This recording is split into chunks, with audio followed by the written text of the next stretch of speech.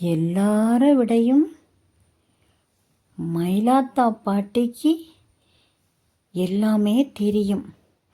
நீங்கள் தானே இதில் பெரியவர்கள்.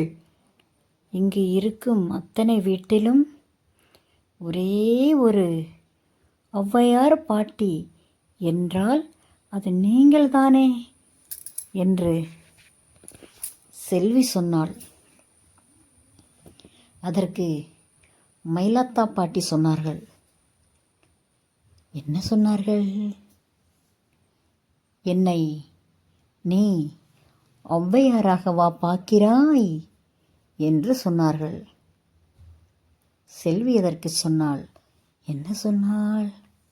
ஆமாம் பாட்டி, இதில் என்ன தப்பு இருக்கிறது? உங்களை ஔவை என்று சொன்னால் அதில் தப்பு கிடையாது. ஏனென்றால் நீங்கள் அப்படித்தான் இருக்கிறீர்கள், சாமி மாதிரி இருக்கிறீர்கள் பாட்டி என்று அவர்கள் அன்பை கவர்ந்து விட்டாள் செல்வி. அதற்கு மயிலாத்தா பாட்டி சொன்னார்கள். என்ன சொன்னார்கள்? ஏம் செல்வி, உனக்கு எப்படி இப்படியெல்லாம் பேச வருகிறது? ரூம்பு போட்டு யோசிப்பாயா என்று கேட்டார்கள். இல்லை பாட்டி, நீங்கள் பார்த்தீர்களா நான் ரூம்பு போட்டு யோசிப்பதை? நீங்கள் ஒரு கேள்வியை கேட்டால் நான் பதிலை சொல்கிறேன். இதில் யோசிப்பதற்கு என்ன பாட்டி இருக்கிறது என்று செல்வி சொன்னாள். சரி,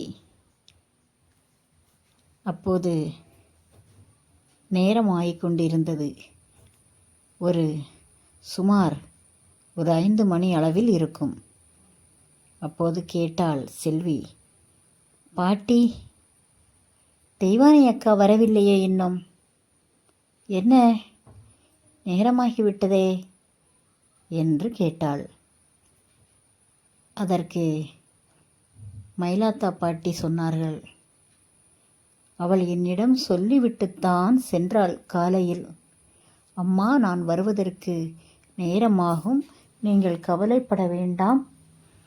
ஏனென்றால் வீட்டில் எல்லா பொருள்களும் முடிந்துவிட்டது, அதை வாங்கி கொண்டுதான் வர வேண்டும். வேலை முடிந்த பின்ன அங்கு மார்க்கெட்டுக்கு சென்று வாங்கி கொண்டு வருவேன். சற்று முன்னை பின்னை ஆகியிருந்தாலும் நீங்கள் கவலைப்படாமல் இருங்கள், நான் பத்திரமாக வந்து விடுவேன் என்று சொன்னாள் என்று செல்வியிடம் மயிலாத்தா பாட்டி சொன்னார்கள். அப்படியா பாட்டி? ஆமாம், மார்க்கெட்டுக்கு போனால் ரொம்ப நேரமாகிவிடும், சட்டென்று தரமாட்டார்கள், கூட்டமாக இருக்கும். ரேஷன் கடையில் நிற்பது போல் வரிசையில் நிற்க வேண்டும் அங்கு என்று செல்வி சொன்னாள். அப்படி சொல்லிவிட்டு பேசிக்கொண்டே இருக்கும்போது நேரம் அங்கு போய்கொண்டிருந்தது. மணி 6 ஆகியும் தெய்வானை வரவில்லை. மறுபடியும் செல்வி கேட்டாள் மயிலாத்தா பாட்டியிடம். பாட்டி, மணி 6 ஆகிவிட்டது, எல்லாரும் வாசலில் தீபம் வைத்து விட்டார்கள், தெய்வானை அக்காவை காணவில்லையே. எனக்கு பயமாக இருக்கிறது, உங்களுக்கு பயமாக இருக்கிறதா பாட்டி என்று செல்வி கேட்டாள். அதற்கு மயிலாத்தா பாட்டி சொன்னார்கள். இல்லை செல்வி, எனக்கு பயம் இல்லை என்றார்கள். அதற்கு செல்வி கேட்டாள். ஏன் பாட்டி உங்களுக்கு பயம் இல்லை? எல்லாரும் பொட்டப்பிள்ளை வீட்டை விட்டு வெளியே போகக்கூடாது, நேரத்தில் வர வேண்டும், வீட்டுக்குள் இருக்க வேண்டும், அங்கு பார்க்கக்கூடாது, இங்கு பேசக்கூடாது என்று எங்கள் அம்மா கூட எனக்கு ஆயிரக்கணக்கான ரூல்ஸை போடுவார்களே. தெய்வானை அக்கா எவ்வளோ பெரிய அக்கா, அவர்கள் வரவில்லை என்று உங்களுக்கு பயமாக இல்லையா பாட்டி என்று செல்வி மறுபடியும் கேட்டாள். அதற்கு தெய்வானை பாட்டி சொன்னார்கள். மயிலாத்தா பாட்டி சொன்னார்கள். தெய்வானை அவள் ஒன்றும் குழந்தை கிடையாது. அவள் முதிர்ந்தவள். அது மட்டும் இல்லை, 4 பேரை அடிக்கும் அளவுக்கு அவளுக்கு திறமை இருக்கிறது. அடித்து விடுவாள் என்று மயிலாத்தா பாட்டி சொன்னார்கள் செல்வியிடம். அப்போது செல்வி கேட்டாள், பாட்டி, தெய்வானை அக்கா அப்போ 4 பேரை அடித்து விடுவார்களா என்று கேட்டாள். இல்லை செல்வி, சும்மா அடிக்க மாட்டாள் யாரையும். அவளை துன்புறுத்தணும் என்று நினைத்து யாராவது அவள் அருகில் சென்றால் அவர்களை பிரித்து மேய்ந்து விடுவாள். ஏனென்றால் அவள் கேரளாவில் தான் பிறந்து வளர்ந்த இடம். சொந்த ஊர் தமிழ்நாடாக இருந்தாலும் இங்கு பிறந்து வளர்ந்ததினால் காரணத்தினால் இங்கு இருக்கும் கலை களரி படித்திருக்கிறாள். களரியும் படித்திருக்கிறாள். தேவையான அளவுக்கு கராட்டாவும் படித்திருக்கிறாள். ஒரு பெண்ணுக்கு தற்காப்பு கலை நல்லதல்லவா? அது 2ம் பத்தாது என்று நம் தமிழ்நாட்டு பாரம்பரிய கலை சிலம்பு, அதையும் கற்றிருக்கிறாள். இந்த 3 கலையும் அவளுக்கு தெரியும். அந்த 3 கலையும் அவள் கையில் இருக்கும்போது 3 வாலிபர்கள் அவள் பக்கத்தில் அண்ணன் தம்பி இருப்பது போல் பலம். அதனால்தான் நான் இவ்வளவு உறுதியாக நம்புகிறேன், அவளை பற்றி பயப்படாமல் இருக்கிறேன் என்று மயிலாத்தா பாட்டி சொன்னார்கள். அதற்கு செல்வி கேட்டாள், பாட்டி, தெய்வானை அக்காளுக்கு இவ்வளவும் தெரியுமா?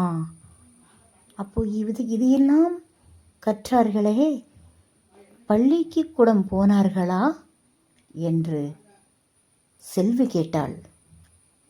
அப்போது மயிலாத்தா பாட்டி சொன்னார்கள், ஆமாம் செல்வி, பள்ளிக்கூடம் போனாள் தெய்வானை என்றார்கள். எத்தனை படித்திருக்கிறார்கள் தெய்வானை அக்காள் என்று கேட்டாள். அவள் +2 முடித்திருக்கிறாள் என்று சொன்னார்கள். +2வா? அப்படி என்றால் எத்தனை கிளாஸ் பாட்டி என்று செல்வி கேட்டாள். +2 என்று சொன்னால் 12ஆம் வகுப்பு என்று மயிலாத்தா பாட்டி சொன்னார்கள். 12 கிளாஸு படித்திருக்கிறார்களா தெய்வானை அக்கா என்று செல்வி கேட்டாள். கேட்டுவிட்டு மறுபடியும் கேட்டாள், பாட்டி, நீங்கள் படித்திருக்கிறீர்களா பாட்டி என்று கேட்டாள்.